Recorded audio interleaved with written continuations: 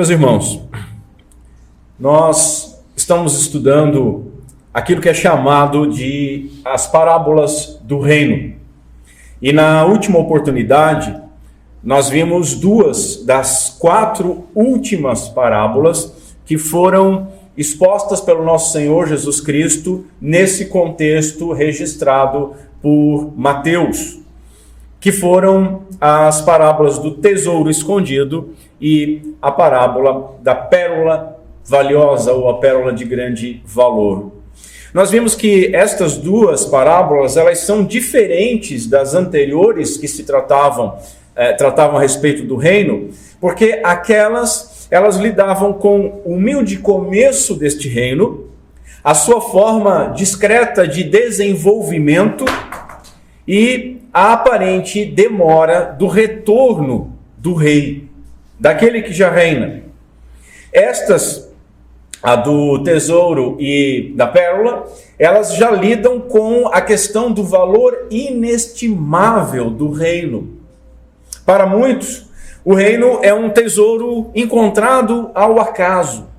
Para outros, é como encontrar uma pérola de grande valor, resultado de uma procura, de uma busca diligente e zelosa. Mas, em ambos os casos, essa descoberta gerou uma alegria. E uma alegria tal que levou a estes homens que encontraram o reino a abrir mão de tudo aquilo que possuíam como valioso por este reino. Vimos que Deus revela o reino por meios graciosos e diferentes, que tanto aquele que procura quanto aquele que não procurava, é a graça que o faz encontrar. E terminamos então avaliando o quanto que nós valorizamos este reino. Hoje nós vamos revisitar este texto. Portanto, eu convido os irmãos a lerem comigo aqui no Evangelho de Jesus Cristo, segundo Mateus, capítulo 13, a partir do verso 44, quando a Santa Palavra do Senhor nos diz o seguinte: O reino dos céus é semelhante a um tesouro escondido num campo, que um homem encontrou e depois escondeu, e por causa da sua alegria vai e vende tudo o que possui para comprar aquele campo. O reino dos céus também é semelhante ao homem comerciante que procura boas pérolas, e tendo encontrado uma pérola muito valiosa, vendeu tudo o que possuía e a comprou. Até aqui. Vamos orar mais uma vez, irmãos. Curve a sua cabeça comigo. Senhor Deus, nosso Pai, reunidos aqui em nome do Teu Filho, Jesus Cristo, nosso Senhor e Salvador, e movidos pelo poder que opera em nós do Teu Santo Espírito, nós clamamos que Tu tenha misericórdia de nós nesta manhã. Tenha misericórdia de mim, Senhor, sobre a responsabilidade de pregar a Tua palavra. E de todos nós, Senhor, que temos a responsabilidade de ouvirmos.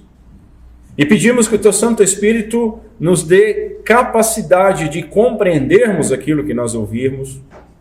Que o Teu Santo Espírito dê a nós, Senhor, o desejo de obedecer e de obter as bênçãos que Tu promete na Tua palavra, as bênçãos pactuais. E por fim, Senhor, nós clamamos que o Teu Santo Espírito opere em nós, o fazer, o agir, opere na nossa vontade, para que nós de fato,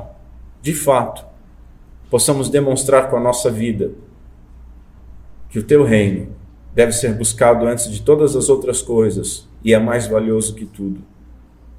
Pedimos essas coisas, Senhor, em nome de Cristo Jesus. Amém.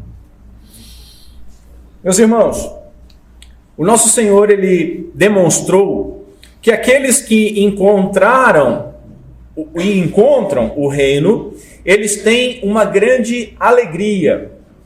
E além dessa alegria, uma grande disposição. E essa disposição diz respeito a abrir mão de tudo por aquilo que eles identificaram ter mais valor. Não é simplesmente abrir mão, mas abrir mão porque encontraram algo mais valioso. A atitude destes homens na parábola representa a disposição de coração de todos os crentes, de todos aqueles que ouvem e atendem ao chamado do bom pastor, que ouvem a voz do bom pastor, daqueles que têm ouvidos para ouvir a voz do bom pastor. Assim, eu creio que esse texto, ele nos fale algo sobre a disposição do coração. Apesar de que esse termo, coração, não aparece aqui no texto. O homem, nós, homens, como geral, homens e mulheres, né? Hoje em dia você tem que falar homens e mulheres. Esses dias até um irmãozinho, uma irmãzinha veio, pastor, ela recebe mensagens. O senhor fala senhores, o senhor fala irmãos, deveria falar irmãos e irmãs, senhor e senhor. Tive que dar uma aula de português para ela. Mas o homem, nós, a humanidade, ela é composta de corpo, matéria, material, e alma e espírito. O aspecto imaterial que nos compõe. Agora note, juntos, alma e espírito juntos. O que significa isso? Sim, o seu pastor é dicotomista. Ele acredita em corpo, alma e espírito. Porque assim a Bíblia nos revela. Há aqueles que creem em corpo, alma e espírito. Seria a visão tricotomista. Só que há um problema.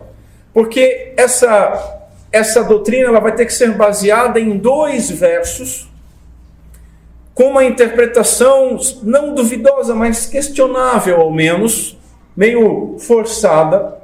E essa interpretação tem que lidar com todo o arcabouço bíblico que tratam alma e espírito como termos intercambiáveis. E aí é uma luta até desonesta, né? E principalmente no ponto que eu quero chegar, quando nós vemos o homem como corpo material e alma e espírito, nós estamos falando da parte imaterial do homem, representada nas Escrituras pelo coração. Ou seja, o termo coração nas Escrituras, ele reúne todos os aspectos da vida interior do homem. Segundo um teólogo, as nascentes a partir das quais tudo na vida flui. O coração, então, enfatiza esses aspectos imateriais da vida interior do homem. E esses aspectos, aí sim, são divididos em 3. A mente, o intelecto, a compreensão, os desejos, os amores, as afeições e, por fim, a vontade. E essas 3 partes fazem parte da vida interior do homem e são sintetizados, então, na Escritura como coração. Ou seja, o coração remete, meus irmãos, ao que sabemos. Remete no que amamos. E remete também ao que escolhemos. Eu quero tratar novamente esse texto aqui de Mateus, essas 2 parábolas, justamente para enfatizar essa realidade interior do homem e a relação disso com a nossa resposta ao Evangelho de Jesus Cristo. Note, aqueles homens da parábola, eles abriram mão de tudo. Por quê? Porque o coração deles estava no verdadeiro tesouro, no reino de Deus. E aí já cabe uma cutucada. E os nossos corações? Onde estão? Onde está o seu coração, meu irmão? Assim, hoje nós veremos. Note, eu não estou pregando para pastores, mas é interessante que os membros da igreja entendam como funciona a pregação. Hoje nós veremos o alvo tríplice da pregação bíblica reformada, que é levar os homens a entenderem o seu pecado e a salvação que é oferecida, a sentirem a culpa pelo seu pecado e desejarem com toda a afeição o seu Salvador, e por fim a aplicar o texto, respondendo ao Evangelho. Assim, nós também vamos analisar como o coração daqueles homens passou a amar mais o reino dos céus do que tudo aquilo que eles possuíam. E, observando isso, nós aprenderemos que o caminho da conversão o caminho do convertido, o caminho do coração naquele que é regenerado. Ele envolve um coração que compreende o valor do reino, um coração que ama e deseja este reino, e um coração que age escolhendo este reino. Creio que seja muito importante nós entendermos como que o nosso coração funciona no processo de conversão. Porque, por exemplo, ao ouvir a mensagem passada dessas duas parábolas, nós podemos ser conduzidos a alguns tipos de erro. Quais? Ao erro de agir sem entender. Abra mão de tudo pelo reino, mas você não entendeu o valor deste reino. Ao erro de entender, mas não desejar este reino. Ao erro de desejar, mas não agir, não fazer absolutamente nada por este reino. Ou ao erro de entender e nem desejar e nem agir. E que Deus nos auxilie nesta manhã. Assim, em primeiro lugar, vamos ver um coração que compreende. Coração, meus irmãos, inclui a mente. Ele inclui aquilo que nós sabemos. Sim, em nossos dias, coração ele é sempre contrastado com a mente e com a razão. Né? Não, você é uma pessoa sentimental, eu sou uma pessoa mais racional. E há essa divergência, esse contraste. Mas as Escrituras não fazem esse contraste. E nós devemos ser norteados pelas Escrituras. Nas Escrituras, o coração ele inclui também o pensamento, o entendimento, o conhecimento, as intenções e as ideias. Tudo isso está incluso na ideia de coração. Aquele primeiro homem da parábola, note, ele não procurava nada. Mas quando ele encontrou o tesouro, ele compreendeu o valor daquilo que ele tinha encontrado. Ele entendeu que aquilo era valioso. E que era mais valioso do que tudo que ele possuía. Já o segundo, ele entendia o valor de pérolas. Ele era um negociante. Não era um leigo. Mas, quando ele achou aquela pérola mais valiosa, ele compreendeu o maior valor desta do que todas as outras que ele possuía. Assim, meus irmãos, ambos tinham alguma escala de valor. E compreenderam algo maior, algo melhor, quando encontraram. E se o segundo homem, ele já buscava algo de grande valor, o primeiro, ao encontrar o tesouro, meio que por acaso, ele compreendeu não somente o valor, mas ele compreendeu que necessitava daquele tesouro. Em segundo lugar, note que a mente, o coração envolve a mente, e a mente espelha o nosso conhecimento. A mente vai espelhar o conhecimento que nós temos ou a ignorância que nós temos.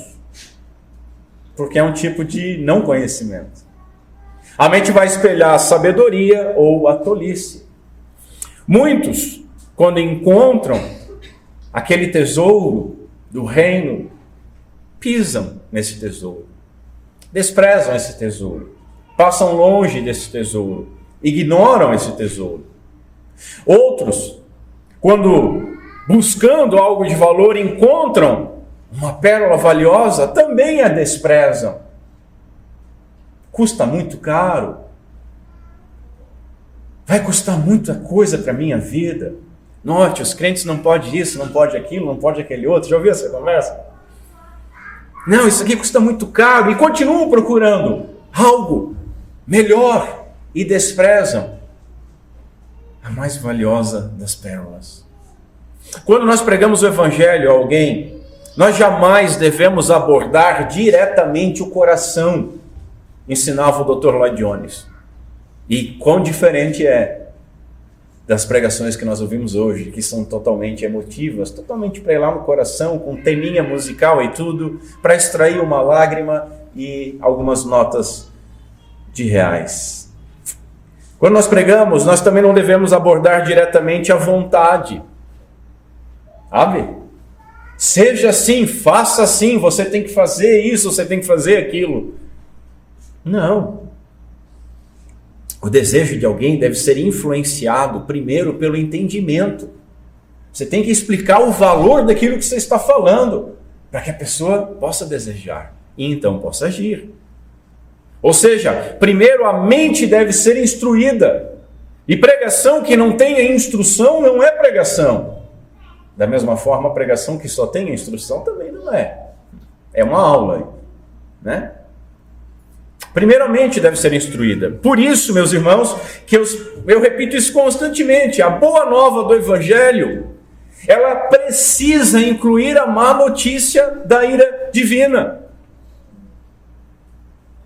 Ninguém desejará ser salvo se não sabe do que ou porquê. Eu já contei aqui para os irmãos um testemunho do R.C. Sproul no campus universitário. Ele está caminhando, chega um evangelista para falar com ele e diz: "Você é salvo?" E o Sproul olha para ele e diz: "Salvo do quê?" E aí o evangelista deu aquela tela azul assim, né? Pam! Travou, porque não estava preparado para responder isso. Mas como é que eu vou oferecer a salvação para alguém sem essa pessoa entender que ela está perdida? Tem alguma lógica? Pior, muitas pessoas podem ter apenas uma impressão religiosa, seja por medo do inferno, ou seja por ambição de conquistar alguma bênção, prosperar, arrumar o casamento, sair de algum vício ou algo parecido. E assim dão um valor ao reino errado, sem a devida compreensão do real valor que o reino tem, do quanto que ele custou e do que ele traz para nós. São pessoas convencidas e não convertidas.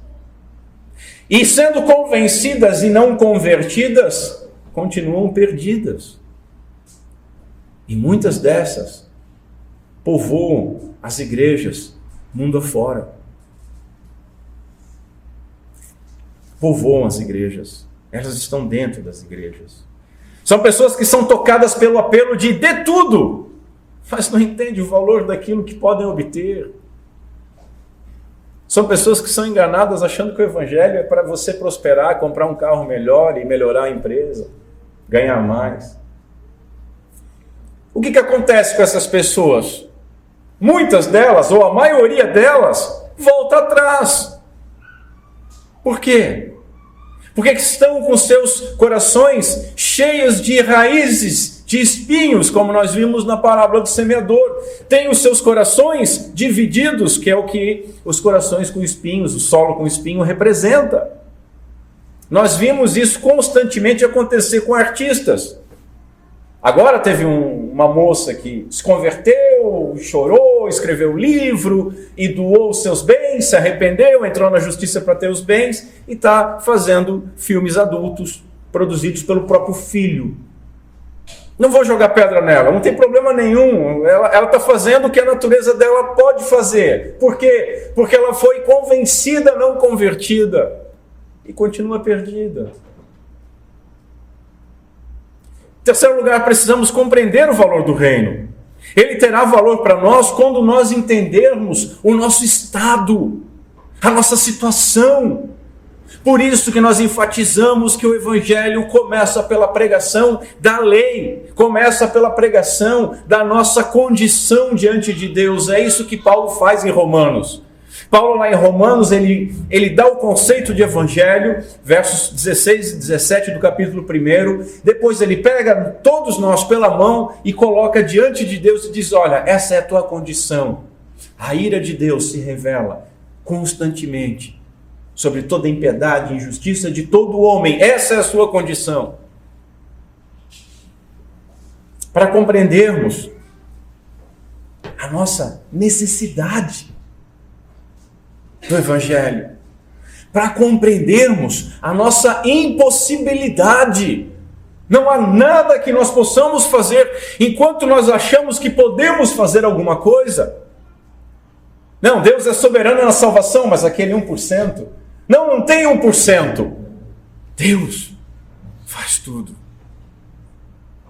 E compreendemos aquilo que nos é oferecido. que dinheiro algum pode comprar. O primeiro alvo da pregação, portanto, é levar os homens a entender o seu pecado.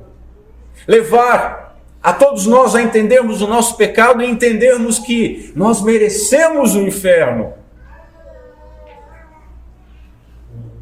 Assim, entendermos a salvação oferecida gratuitamente, imerecidamente por Deus, por meio da fé, através da obra do nosso Senhor Jesus Cristo.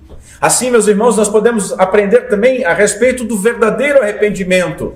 O verdadeiro arrependimento, ele começa com a compreensão destas coisas. Nós somente daremos valor àquilo que nós entendemos que realmente tem valor. E sem entender estas coisas, meus irmãos, não existe fé.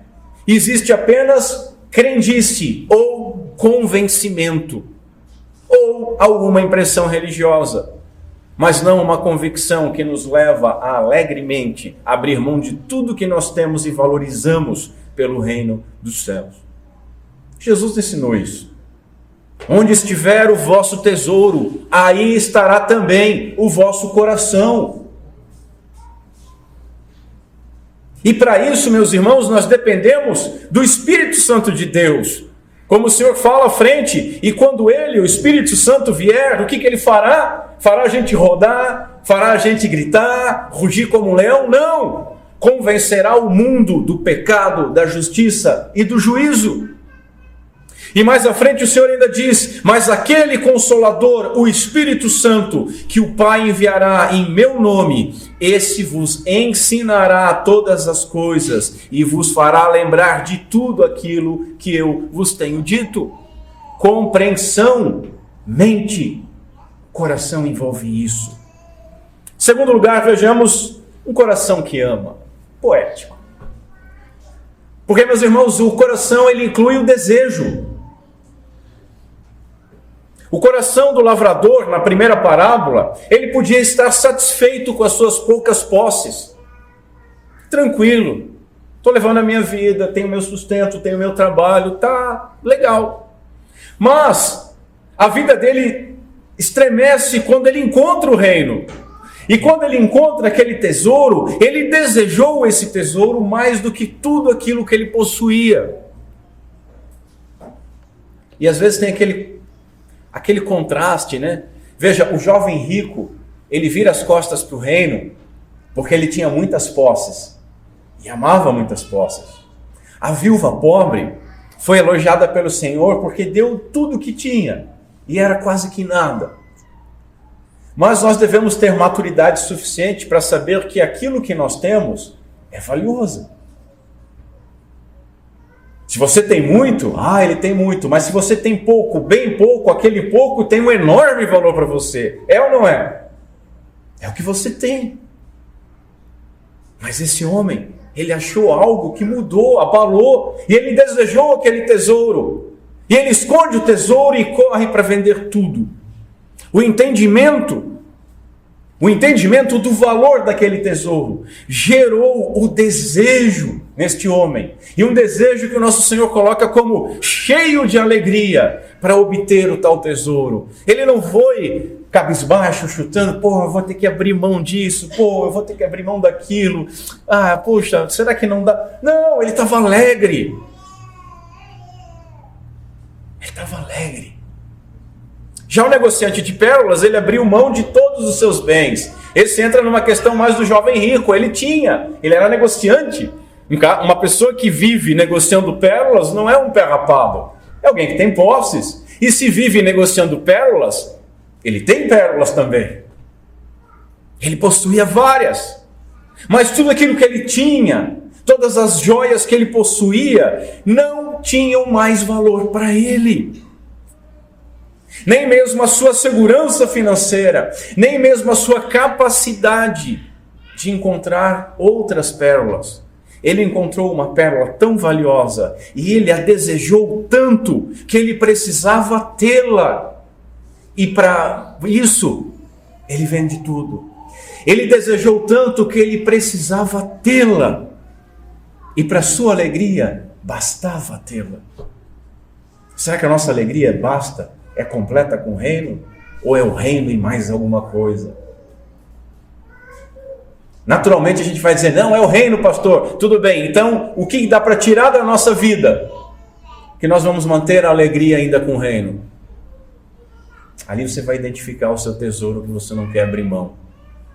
Ah, pode me tirar tudo, menos isso aqui. Não tira o meu filho, não tira o meu trabalho, não tira a minha saúde, não tira esse passatempo, não tira esse pecado de estimação, afinal de contas não faz mal para ninguém.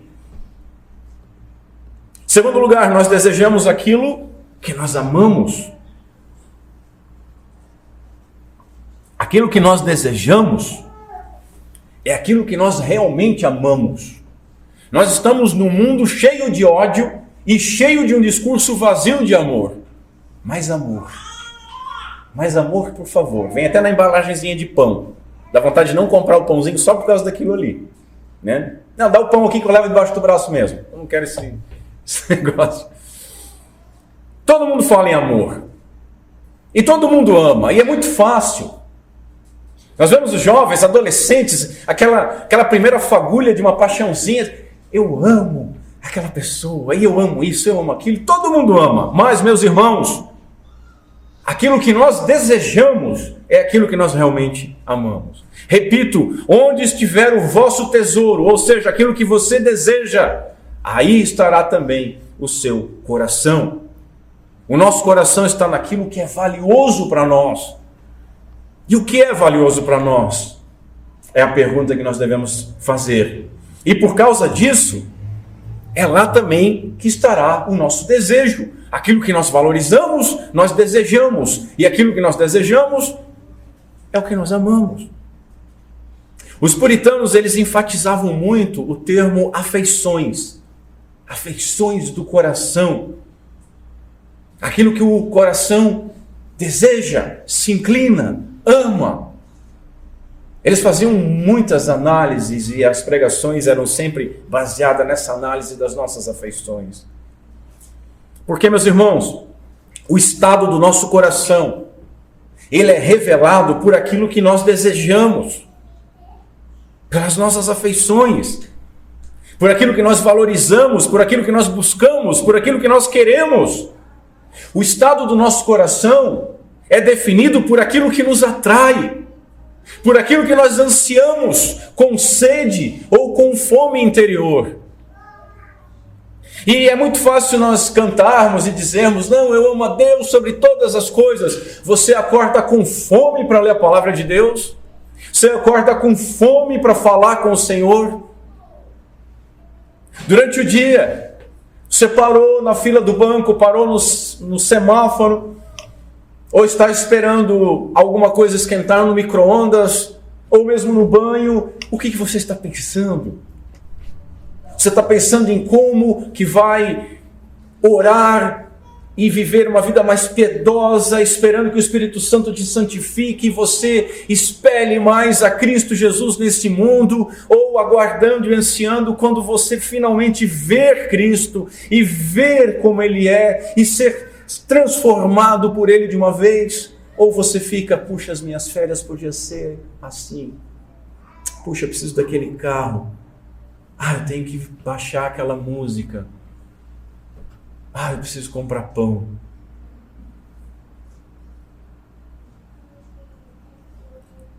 As afeições.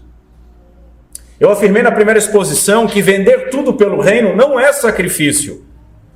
E reafirmo, não é sacrifício, é um grande negócio. Porque é trocar o ruim pelo muito bom. É trocar, no mínimo, o que é bom pelo mais excelente. Não é sacrifício isso. Você não está entregando nada para Deus que seja melhor do que o que Ele pode e o que Ele te oferece. Eu não estou falando em bênção. Eu estou falando na bênção espiritual, conforme Efésios capítulo 1, verso 3. Cristo Jesus.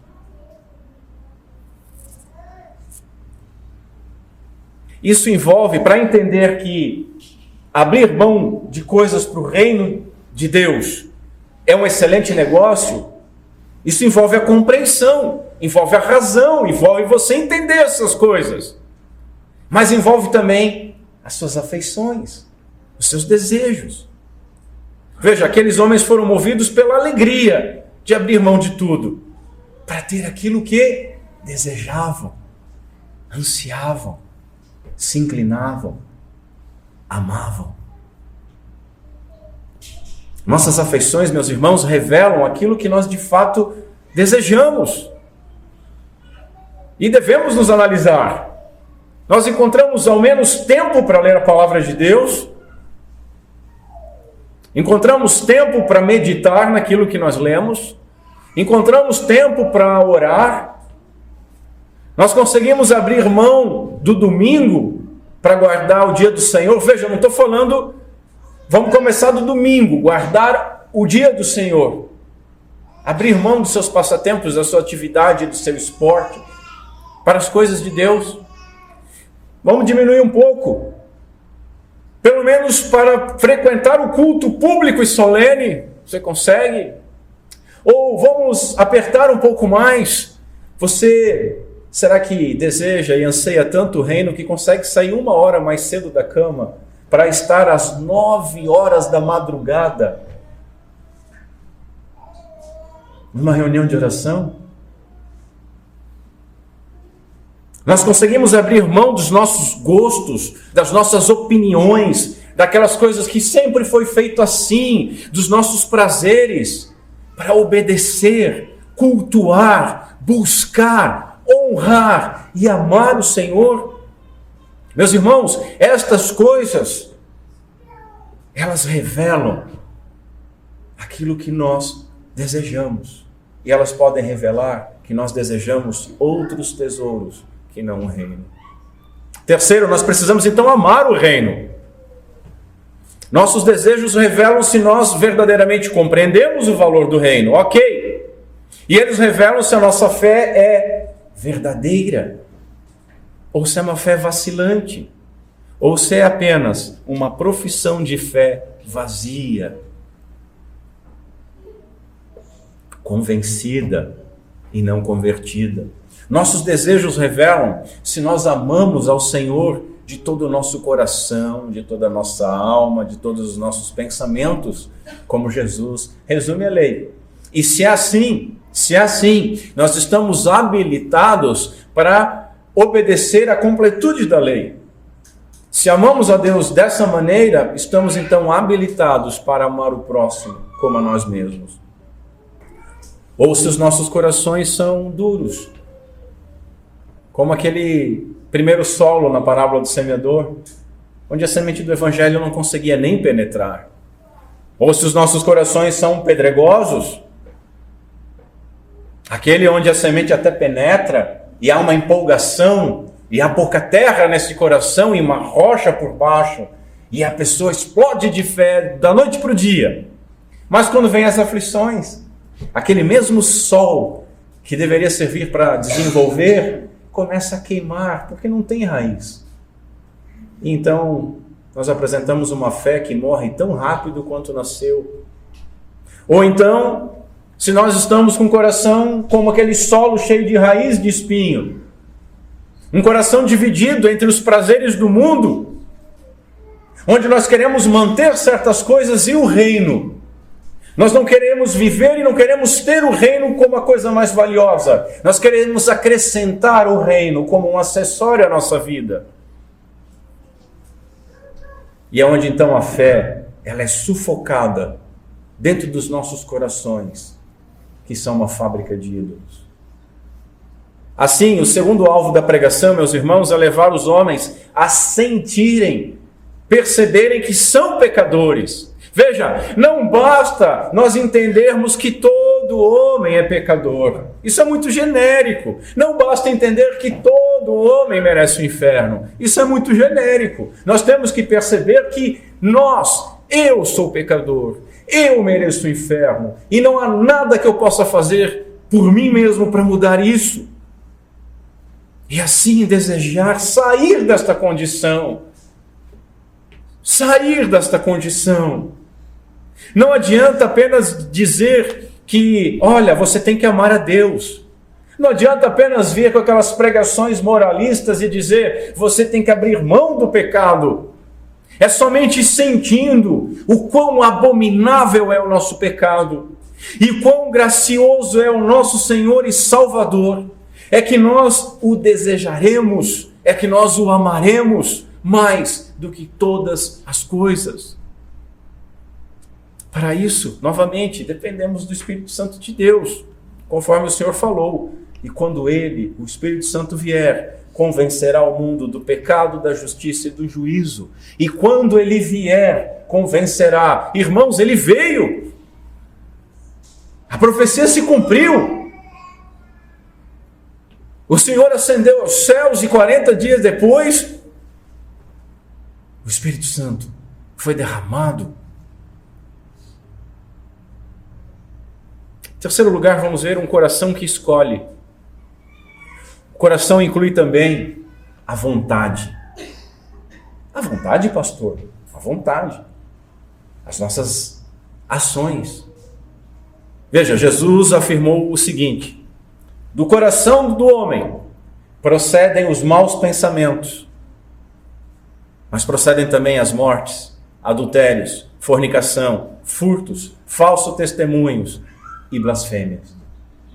Veja, biblicamente, o coração diz respeito então também à nossa vontade, às nossas ações. Nós precisamos, portanto, entender a força de vontade do nosso coração. O nosso coração, meus irmãos, é uma força poderosa que influencia tudo aquilo que nós fazemos. Tudo. E dependendo da inclinação da nossa vontade, nós podemos ou abrir mão de tudo alegremente para obter o reino, ou tentar obter alguns benefícios do reino, principalmente a salvação, mantendo ainda os nossos antigos tesouros. Ou ainda, simplesmente desprezá-lo, como a maioria das pessoas faz. Assim, as nossas ações, meus irmãos, elas serão sempre de acordo com os nossos corações. As nossas ações são de acordo com os nossos corações. Em segundo lugar, se as nossas ações são de acordo com os nossos corações, e as nossas ações têm a ver com a nossa vontade, nós precisamos entender o que move a vontade. Conforme nós estamos vendo, recapitulando, e eu esqueci de falar no início, que eu ia pregar numa forma espiral. Íamos repetir várias vezes a mesma coisa. E se você hoje sair daqui sem entender isso, misericórdia. Mas que o Espírito Santo dê graça para que nós entendamos. Que nós entendamos isso. Conforme nós estamos vendo, nós buscamos aquilo que compreendemos ter valor. Ok. E aquilo que nós amamos, nós desejamos. Porque nós amamos, nós desejamos. Ok. Agora, essa compreensão e esse desejo são as coisas que influenciam a nossa vontade. São as coisas que influenciam tudo aquilo que nós fazemos. Dito diferente, meus irmãos, os nossos corações, eles movem as nossas vontades e nos fazem agir. Se coração é mente, se coração é afeição, o coração move a nossa vontade, que também faz parte da ação do coração, e nos fazem agir. Contudo, eles sempre vão agir conforme a sua natureza. Sempre vão agir conforme a sua natureza, e nunca contrário a ela. A Bíblia revela que a vontade, ela está ligada de maneira inseparável à condição espiritual do coração. Inseparável. A condição espiritual do coração vai dizer qual é a inclinação deste coração. A velha natureza do homem, o homem natural, o homem que nasce, como Davi diz, em pecado me concebeu minha mãe, o homem natural, sem Deus, ele tem uma natureza inimiga de Deus. E o homem precisa então de uma nova natureza, O coração do homem natural, ele não pode se inclinar sozinho para as coisas de Deus. O homem natural não quer se inclinar para as coisas de Deus. O Espírito Santo precisa primeiro regenerar este homem. Gerar novamente, gerar do alto, gerar da água e do Espírito. Ressuscitar espiritualmente. Ele precisa renascer porque está morto. Somente depois é que este homem vai poder compreender o valor do reino. Somente depois é que ele vai poder desejar e amar este reino. E assim, somente depois é que ele vai finalmente agir, abrindo mão de tudo para adquirir o valioso tesouro, para adquirir essa pérola de extremo valor. Assim, meus irmãos, toda pregação bíblica e todo arrependimento sincero, eles dependem de uma ação sobrenatural, poderosa e soberana do Espírito Santo de Deus. Eu vou precisar fazer um parênteses aqui. As igrejas que usam um termo muito estranho, nós somos pentecostais. É estranho porque Pentecostes é uma festa judaica. Mas deveriam ser igrejas pneumáticas, então, já que elas querem falar que é do Espírito Santo, pneuma. Normalmente, as pessoas que creem nessas teologias, elas dizem que igrejas mais tradicionais, e principalmente as de fé reformada, elas não possuem o Espírito Santo. Porque o Espírito Santo para elas é sinônimo de barulho, confusão, desordem e indecência. Mas, ao contrário disso, o próprio Calvino foi chamado de o teólogo do Espírito Santo. O que ele mais escreveu depois de liturgia de igreja foi sobre o Espírito Santo. E a teologia reformada, a nossa fé bíblica, ela declara que nós somos completamente dependentes do Espírito Santo para tudo. Inclusive para manter a ordem e a decência e segurar nossa natureza carnal. Toma essa.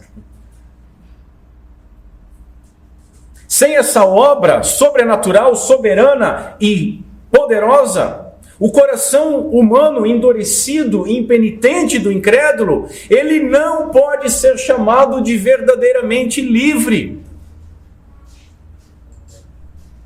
Mas ele é livre. Tá, mas aí o senhor está se contradizendo, pastor? Não, é livre. O coração do pecador é livre. O nosso coração antes de Cristo era livre.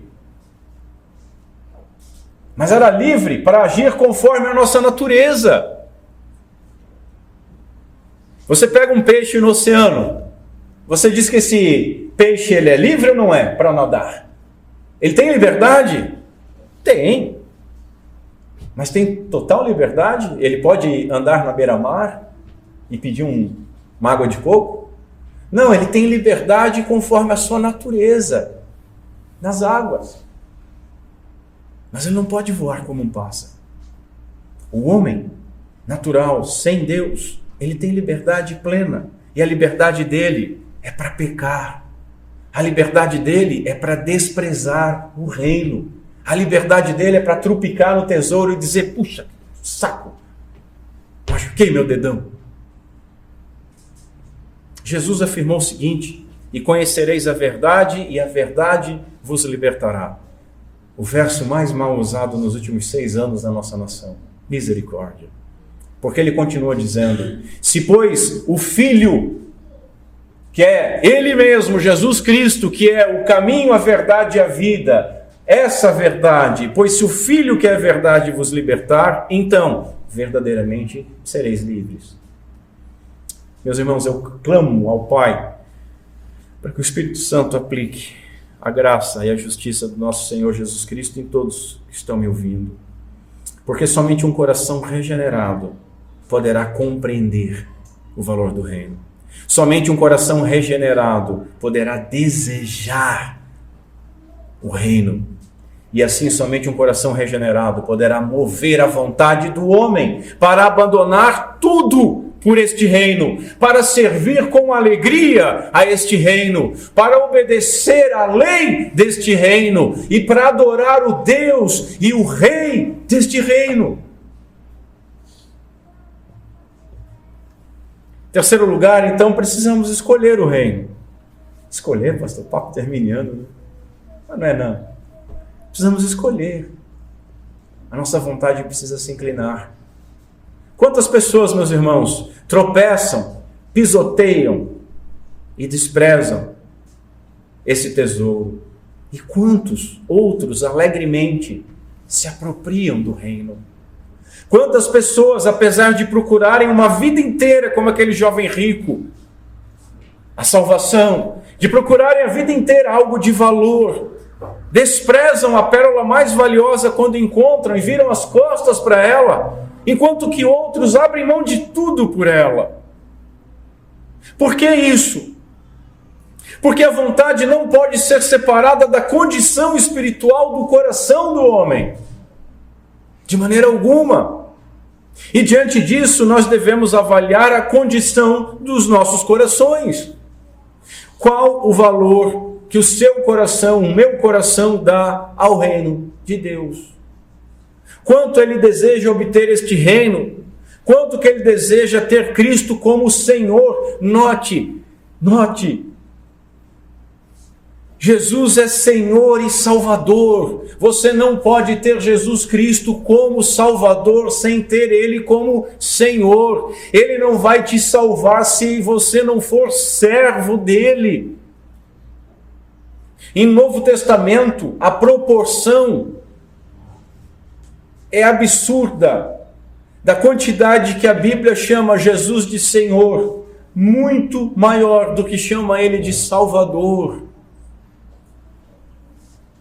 O quanto que os nossos corações estão dispostos a abrir mão de coisas que antes valorizavam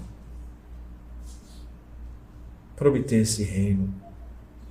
Assim, o terceiro alvo da pregação, meus irmãos, é levar os homens a aplicar o texto, respondendo à verdade do Evangelho. E para isso, o que eles precisam? Isso, compreender a sua condição diante de Deus, compreender o que Deus está oferecendo por meio de Jesus Cristo. Mas eles precisam de mais uma coisa, o que é? Desejar isso. Eles precisam desejar obter a salvação que é imerecida e gratuitamente oferecida, para então eles poderem, movidos por essa vontade, agir, abrindo mão de tudo. E assim, o verdadeiro arrependimento começa, e vocês têm que sair daqui sabendo disso. O verdadeiro arrependimento começa na cabeça, com a mente. A Bíblia trata isso como coração, compreendendo essas coisas. O verdadeiro arrependimento segue o caminho das afeições, daquilo que nós desejamos, do desejo de olhar Cristo como a coisa mais valiosa. E a verdadeira conversão, ela termina movendo a vontade do homem. Tudo isso na dependência da obra do Espírito Santo, em aplicar os méritos da obra de Cristo aos seus eleitos, conforme a vontade de Deus.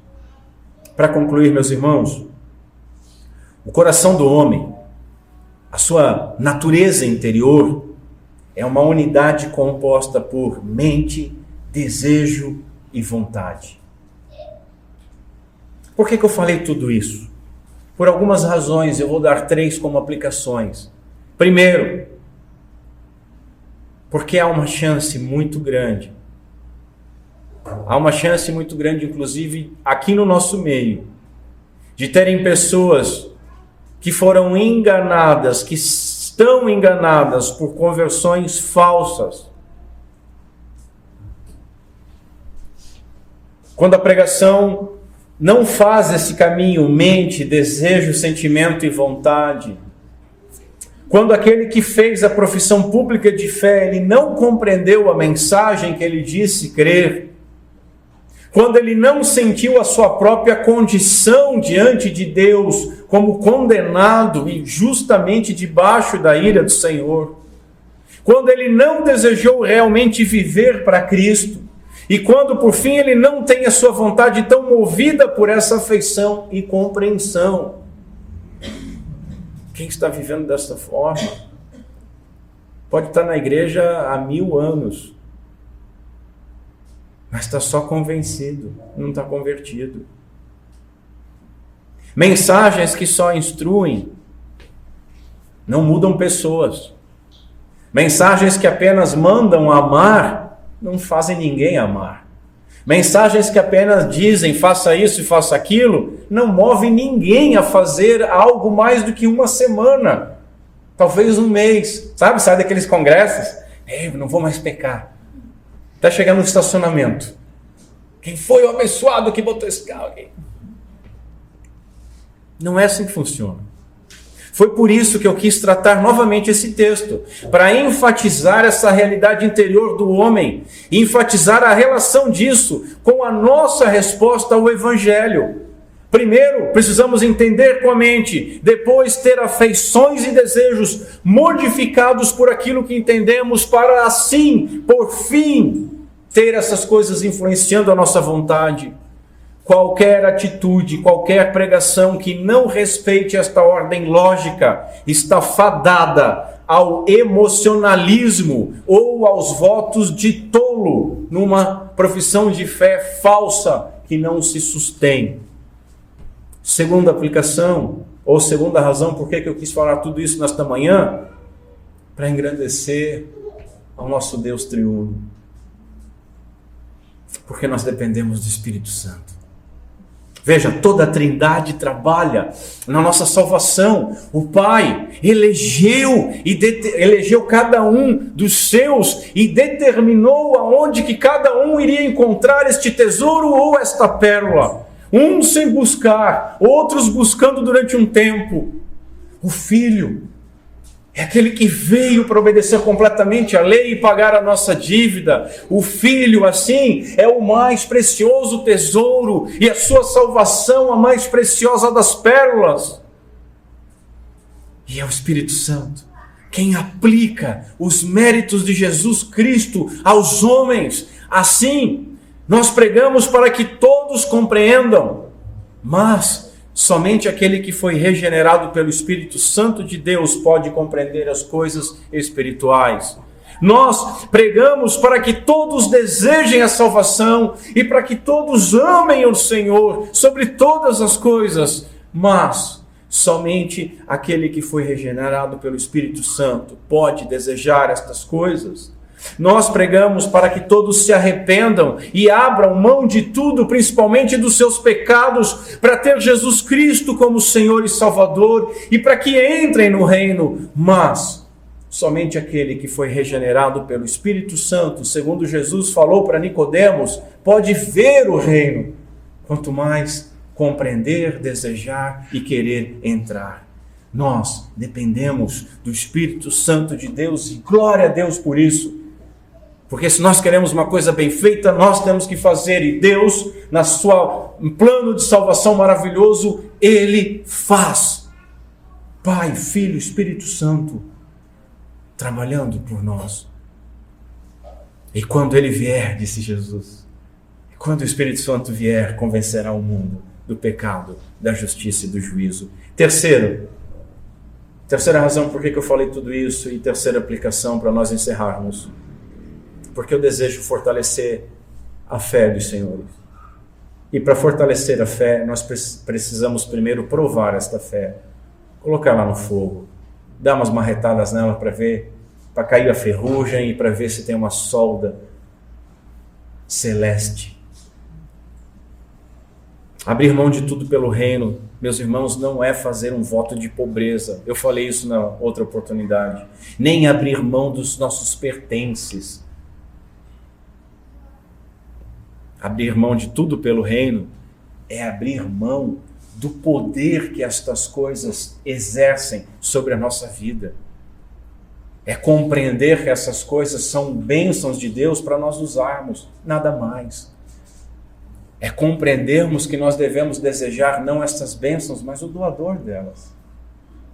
É compreendermos que a nossa vontade deve estar em obedecer a Deus e não em obter ou manter estas coisas, porque aquele que nos deu ricamente tantas coisas nos dará tudo que nós necessitarmos. Essas parábolas apontam para o valor inestimável do reino. E aí o bispo Raio diz o seguinte: quando alguém não se dispõe a abrir mão de tudo por causa de Cristo, temos de tirar a triste conclusão de que tal pessoa não recebeu a graça divina. Nós recebemos essa graça. Temos bastante coisa para avaliar se nós recebemos. Temos a nossa mente para avaliar, temos os nossos desejos e afeições para serem avaliados e as nossas ações. Se percebemos que não abrimos mão de nada para obter o reino de Deus, o caminho, meus senhores, não é afirmar hoje que nós abriremos mão de tudo, fazer um voto, vir à frente e responder um apelo, e daqui a uma semana está vivendo a mesma coisa que sempre viveu. O que nós devemos fazer então, pastor? Devemos clamar para que o Espírito Santo nos auxilie, para que Ele nos auxilie e dedicar tempo nosso para estudo. Somente estudando a palavra de Deus nós vamos compreender o valor do reino de Deus. Depois orar para esse mesmo Espírito Santo transforme esta compreensão num profundo amor, num profundo desejo, que as nossas afeições sejam por pertencer a este reino, que as nossas afeições sejam de ter Deus como nosso Deus e nós sermos o seu povo, que é a bênção pactual. Por fim, clamar para que o Espírito Santo, Ele opere em nós, tanto o querer quanto o realizar. Ele opera em nós, mediante a nossa compreensão, mediante a nossa afeição, que farão com que nada mais tenha valor para nós do que Cristo e o seu reino. Então, aí sim, nós poderemos abrir mão alegremente de tudo, com alegria, para buscar o reino. Que Deus Pai seja misericordioso conosco, por meio de Cristo Jesus. Vamos ficar de pé. Curva a sua cabeça. Senhor Deus, nós te agradecemos pela oportunidade de termos o nosso homem interior exposto e dissecado de tal maneira pela tua palavra, para que nós possamos nos avaliar e não sermos enganados. Senhor, talvez a primeira e mais importante compreensão que nós devemos ter é da nossa dependência do teu Santo Espírito para efetuar em nós a tua vontade e aplicar em nós os méritos do teu Filho, nosso Senhor e Salvador. Pai, que o teu Santo Espírito nos auxilie a compreender cada vez mais o valor do reino e a nossa necessidade. E a cada vez mais as nossas afeições sejam inclinadas ao desejo, ao amor, a tudo aquilo que nós recebemos gratuitamente por meio de Cristo, ou podemos receber gratuitamente por meio de Cristo. E entender quão abominável é a nossa condição sem o Senhor. E por fim, que a nossa vontade seja movida. Não deixa, Senhor, nós nos enganarmos e tentarmos fazer aquilo que nós não compreendemos e não amamos, mas nos ajuda. Sem ti nós nada podemos fazer, e esta manhã ficou mais do que provado isso, mas nos ajuda.